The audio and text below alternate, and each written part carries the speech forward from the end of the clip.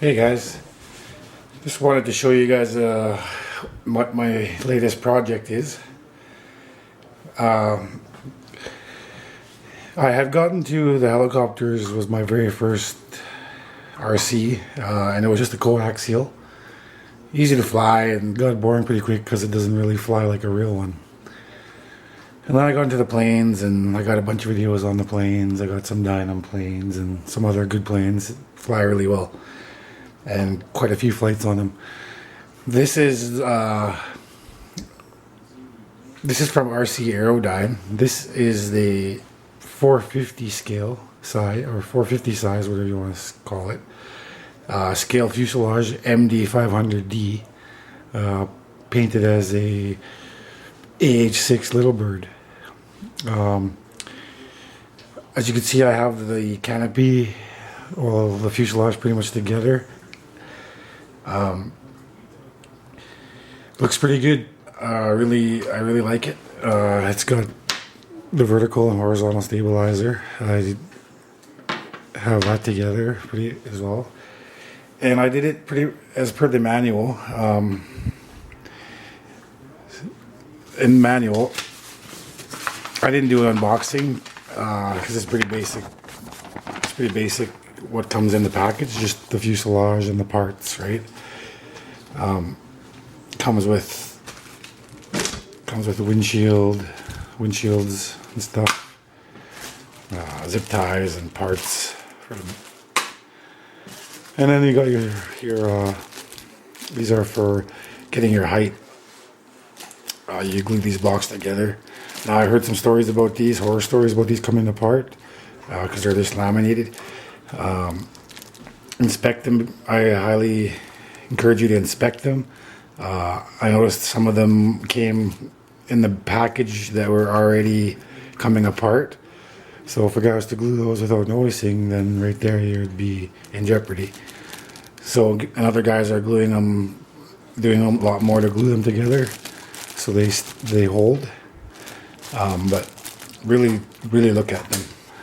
This is the manual. Tells you with all the parts that comes in it, and then tells you how to put the landing gear, skids, whatever you want to call them, on glue, and it shows you you need to glue these blocks together. These are your risers for your height, and I did it the way they show you to do it. I've seen other guys where they just screw the whole thing right down, with four screws. I didn't do that, just so for accessible reasons.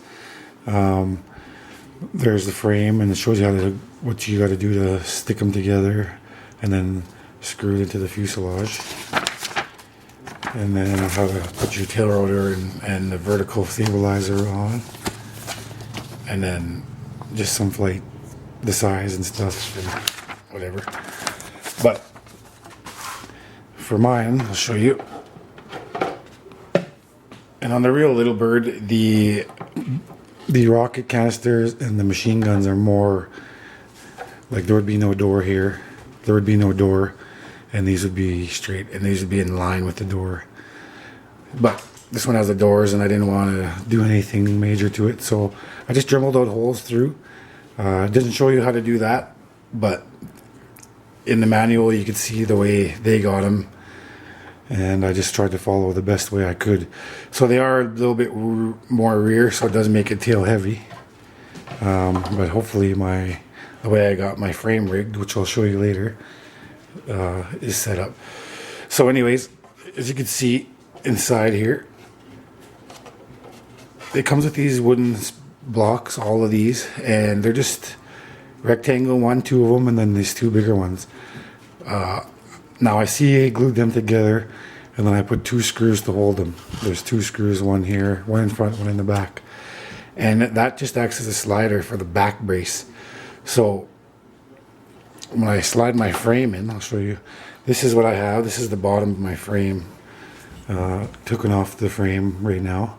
And I have the blocks, as you can see, glued to the height I need and stuck together. And I'm modifying my frame, which again I'll show you later. This is my new battery tray. I'll show you what type of helicopter this is and what's going in there.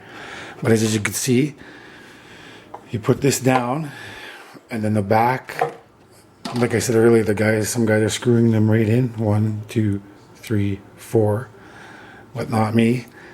It's so hard to get a screwdriver and stuff back there. I had to use a little one, and it was really tough without stripping the bolts to get everything tightened down. The gun, these braces that hold the gun, I had to screw into as well, so it was a little tricky. But as you can see, this piece, the back of it, it will just slide underneath there and slide. See how it slides in and out of there? And then that way, this, I can have this, just put it in the back and slide it to the front where I need it to sit. And then I just screw the 2 front screws down. And then that's it. 2 screws, and it holds it pretty well. And as you can see, that's where my helicopter, the bottom, that's the bottom of the frame, that's where it sits, is about right there. So again, I did it like they did it in the manual. So I don't screw the 2 back ones, so I could easily take my frame in and out of here as best easy as I can. So as you can see, it's called a slider, and it slides back and forth, as you can see. So I just slide it to where I need it, where I need it to go, and screw it down, and that's how she sits. So yeah, that's all I wanted to show you about the frame and how I got it together, and the brace and how it goes together. But you can see in the manual and see how I done it is the same way. So that's exactly how my helicopter will sit and screw down. And there's plenty enough room for the battery and the cover to go back on. So, and all I had to do for modifications is I dremeled out a little bit here and a little bit on, well, same amount on both sides, and then I dremeled out this a little more, and then I dremeled out this thing that on the swash plate that stops it, the anti-rotation pin, that'll come and clear here, no problem as well. So I didn't do any other, I didn't have to shave the boom in any way. I didn't have to cut anything else, but like I said, I dremeled holes on the side to fit the braces through and screw them down on the inside, and that's where the guns sit.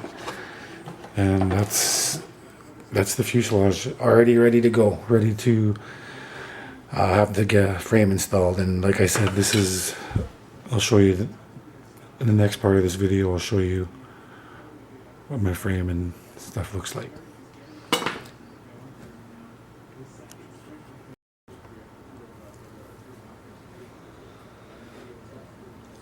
Here's the second part of that video I wanted to show you. This is what I have so far for my helicopter.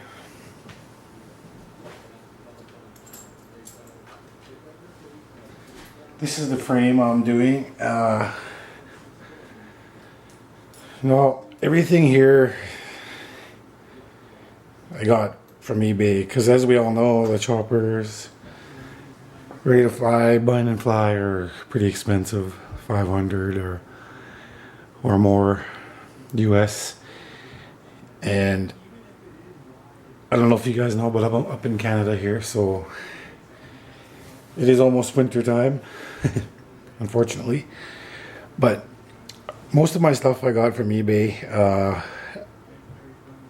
or online at different stores. I got a few things from Hobby Parts and all that, battery and whatever. But this is this frame is a Hausler 450. It's just a T-Rex clone. I believe it's a version 2 T-Rex Pro clone. As you can see, the frame style, I'm pretty sure it's like the version 2. It is a torque tube. I've been reading some stuff about helicopters a lot, and I might upgrade this to a belt drive, just to save on tail rotor and stuff in case I ever do have a tail strike. Now this is a pretty good frame. I only paid I believe it was $60 for a kit version of it. It comes with the gear and everything, and pretty much everything except electronics, right? Like it came with the frame and all that, and then it came with the tail. And then the gears on there, and then this is a DFC direct flight control version, and this is the rotor head. Now it's a 2-blade DFC. Now I will be changing this out. This won't be going back in the helicopter. I am putting a 5-blade rotor head scale for the scale look on the Hughes, like the Little Bird. So I'll have the 5-blade rotor head. And it will be flybarless still, but it won't be a DFC like this one. So that's the only change that's going to happen really in the helicopter. But this is what I got. I have it stripped down. So yeah, this is what it looks like so far. Just wanted to show you guys what I'm using, what kind of parts I'm using for it, and all that kind of stuff.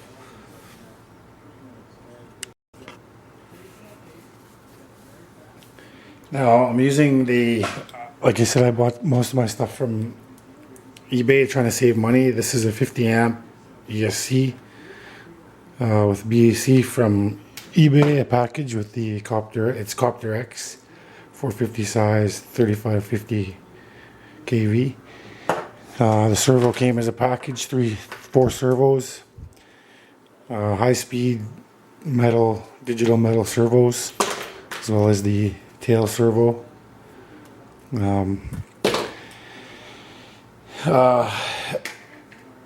This I had sitting around. I had bought a bunch of them. This is the receiver I'm going to use. It is a FlySky.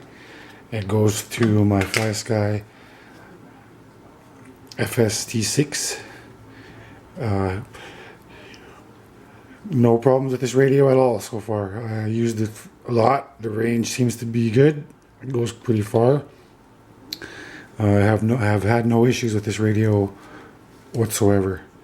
I do have a cable, a simulator cable, and I use Clearview. Works perfect. I've been using this on Clearview to practice my helicopter skills. Because this is going to be my first collective pitch. So, and it's possibly the easiest one to learn on, so we'll see. There's the bottom of my frame, like I told you. There's how it gets mounted. And I changed my battery tray. The battery tray is originally right here, and the battery sits here. But because my ESC is so huge, I have to have my ESC sit on top the battery tray here, like so. And then the battery is going to slide just underneath. And it'll also give me my weight in the front I need for my tail heavy fuselage. Now, like I said, that was my old battery tray. This is the top of it. This is what I'll be using. Just screw my ESC back down, and this was on there like that. But I cut it, so this is going to be gone completely, and that allows this to sit on here for my new ESC tray, and then my battery can slide in there with no issues. Now there was a piece of carbon fiber in here. You can probably see those 2 little slots. It was sitting in there, and it was this for the switch, your on-off switch. But I just took that out because my receiver is going to sit on the bottom of the tray like this, inside, and then it's going to be inside like that. So I took the tray out. I took that tray out because it would be in the way for all the wiring. So I took that out. And what I did was I drilled some new slots in the front here and mounted it vertical. And as you can see, there's one screw hole and then there's the slot for the switch. But I had to file it down so the wires for the motor could come through there and it would clear to come out here. And now that piece sits in there nicely because like I said, I screwed the holes for it. Now it sits in there nicely when I screw it in. And the reason why I wanted to put that in there is because this is where the motor sits, as you all know. And now my new battery tray